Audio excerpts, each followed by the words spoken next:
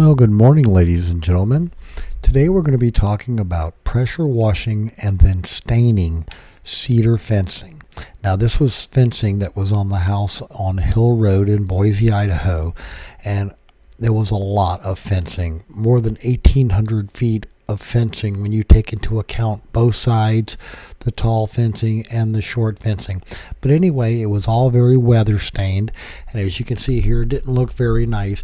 So we got a pressure washer from Home Depot, and we spent all day from 8 o'clock in the morning until about 7:30 that night pressure washing both sides of the fence all around the house, including the short fencing. Now, it wasn't all done by me. My wife gave me some breaks when we had to go get things like gasoline, and you will get very dirty when you're doing that fencing. By the way, it blows a lot of wood fiber, which gets in your hair and your clothing. It takes a while to wash out. But here's the fencing. Again, we just took in our time and going along it.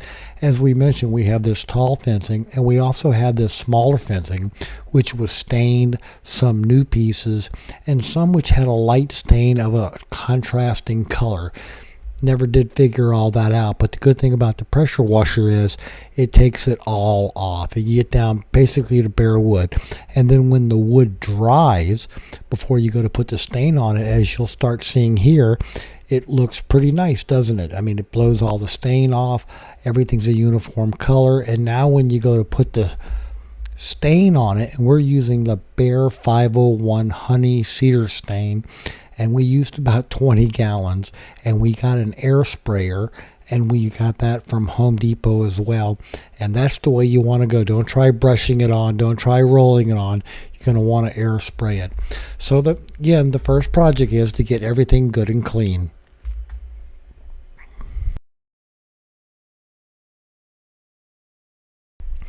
So as you can see here, even the small fencing that had the stain and all on it blows off pretty clean. So when we get ready to go to put the Bear Cedar 501 stain on it, it's going to go very nicely. So we just take your time. We had a lot of fencing. You want to be careful with it. If there's any defects in the wood, you're going to find them. You're going to blow knots out. Those pressure washers do put quite a bit of pressure, and if you leave them in one spot, it will bore a hole through the cedar.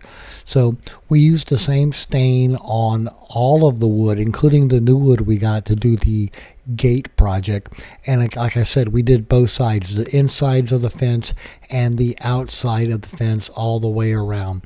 And that included the side yard and, again, all the small fencing around. Now, you have to get permission from your neighbors when you have to go in their yard to pressure wash, but not an issue, because when you're pressure washing, you're just really throwing water in the air. And in Boise, Idaho, you're watering somebody's yard when you're doing that. And like I said, I got dirty, Luann got filthy, and we had a good time. Now, the only really benefit of the day was when the sun shifted and we were in the shade, we could look at the field that was behind our house, and this is why we put a deck on it, because there was a nice pasture out there. And then here you go, here's the stain the next day, and again, it took us 9.5 hours to stain all the fencing. It took longer to pressure wash. Staining went a little quicker, and we put 2 coats of stain, again, Bear 501 Honey Cedar on it, and we did that for all the fencing around.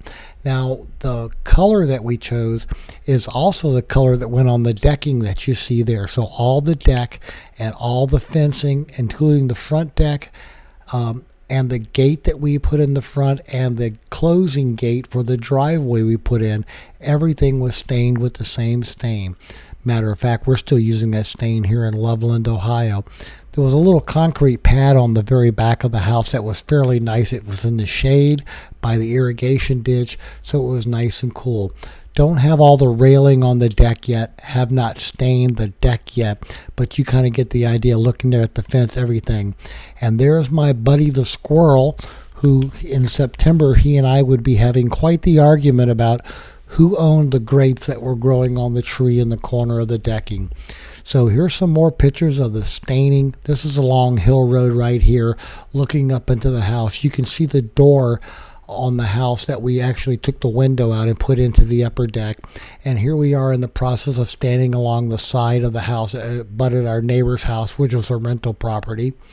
All the small fencing was done, and it did not hurt. If you wet all the plants down before you stain, the stain's not going to stick to the wet plants.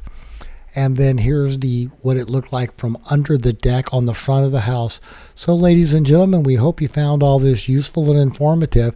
A lot of work, but a great result. Thanks for watching.